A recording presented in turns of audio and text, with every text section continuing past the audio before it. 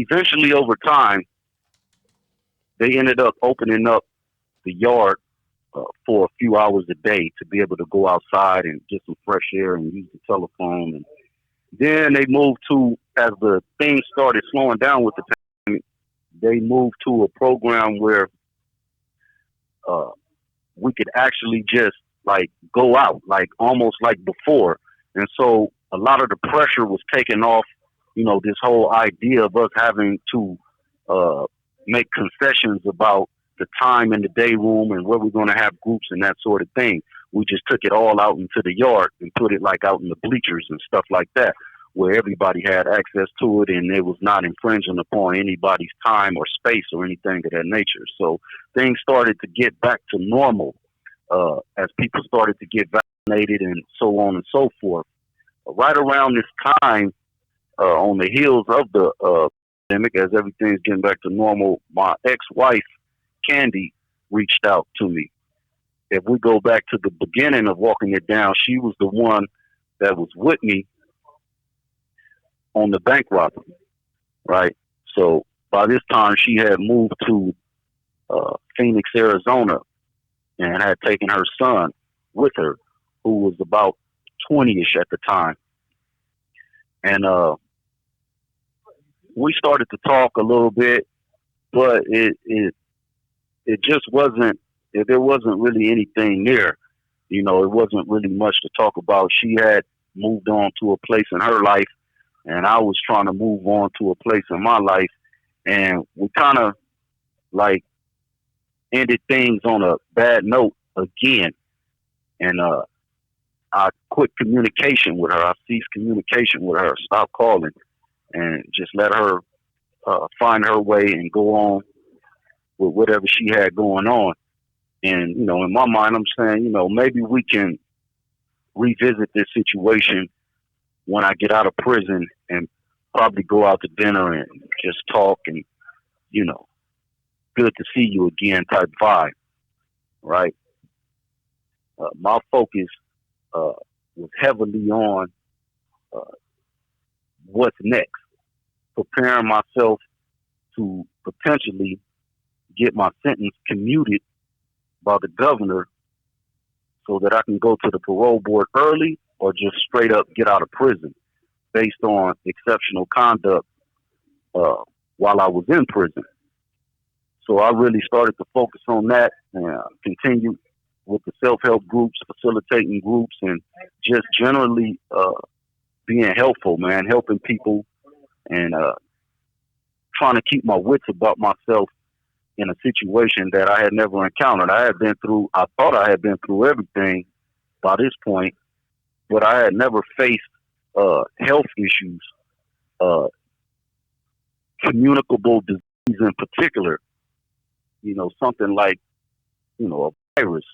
I had never encountered, and I never thought that I would be up against something like that in prison of all places, so just really trying to wrap my mind around just staying healthy, stay working out, stay drinking water, washing my hands, staying out of people's face, keeping my little mask in my pocket, handy, and just really trying not to get stuck mentally, because a lot of people around. This call and your telephone number will be monitored and recorded. I noticed a lot of people around me started to get foggy in the mind, right? They started to lose their way as far as trying to figure out what to do next and how to do it. The whole parole board situation had changed and threw people through a loop. There was not going to be any more in-person parole board hearings. It was all going to be video now, conference style. You go in there and you're talking to a computer screen. Like, people really got lost coming out of the pandemic. Like, how do we get up out of here now? So just really navigating through that and waiting for my time to potentially transfer out of CMC or go home from CMC. And out of nowhere, the state suddenly decided that they were going to close CMC West, that facility. They were going to shut it down with several other prisons in California, Susanville, Tracy, Chuckawalla, CMC was on that list. So now it's like everybody, all 1,100, 1,200, how many ever it was, all of you guys are going to get transferred up out of here. So get ready. So naturally, I start putting on my mind on, like, where am I going to go from here? There's only two places that I really would go from CMC West, and that would be to Valley State Prison, formerly known as Chowchilla, or to San Quentin. Both of them had the programs and the opportunities that I was looking for to advance my campaign to get home quicker.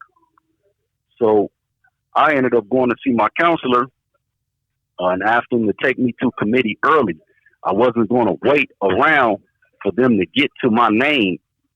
I went early and asked him, hey, man, can you take me to committee about a month or so early and put me up for Valley State and San Quentin? And we talked about it, and he did it. Within a few weeks, maybe a month, my ride was there, you know?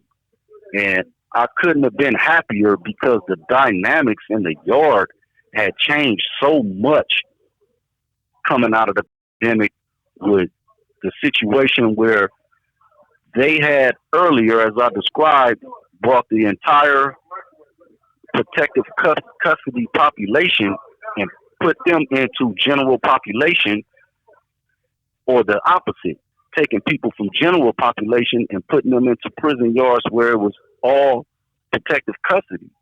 And for people that were still involved in gangs and politics, that was a problem. So you got guys that's formerly protective custody, known as SNY, sensitive needs.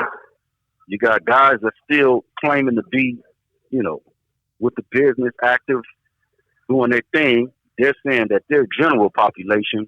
And now there's a whole new designation that the state has come up with called non-designated, meaning that you don't belong to the protective custody population or general population.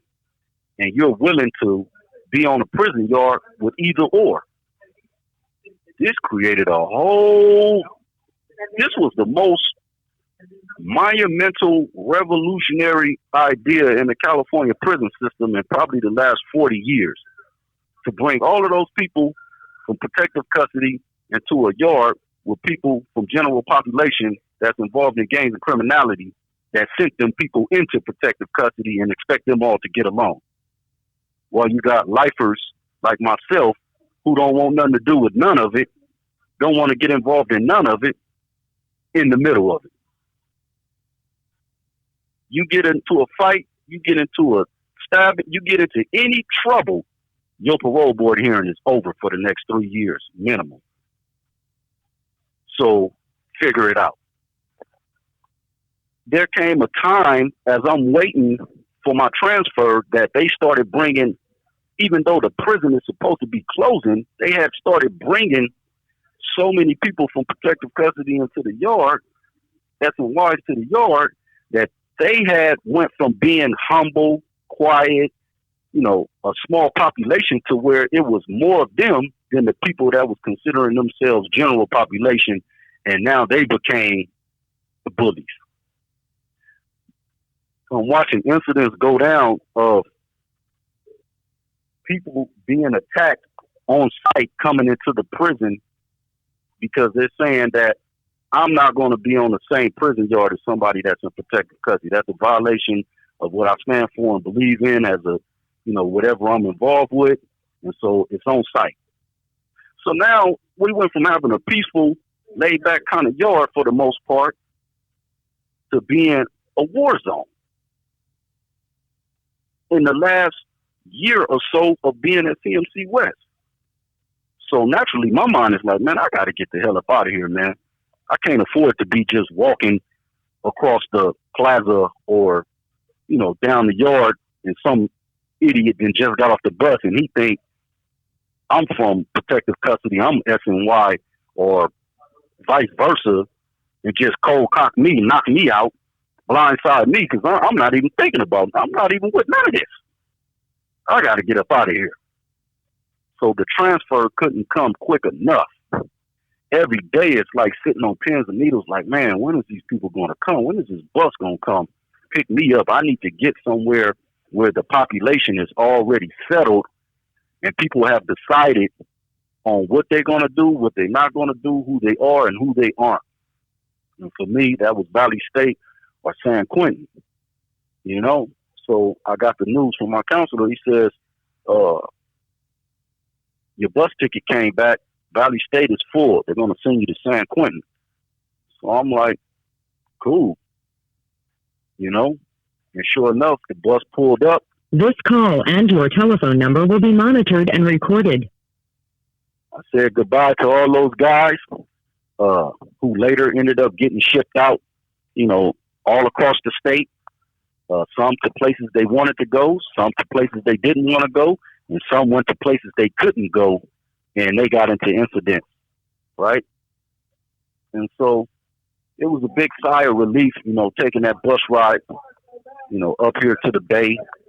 And I remember when the bus pulled in to San Quentin, I had a full circle moment, and I was reflecting back on when I left Pelican Bay over a decade earlier, when I left Pelican Bay and we stopped at San Quentin for a layover to drop some people off, rather.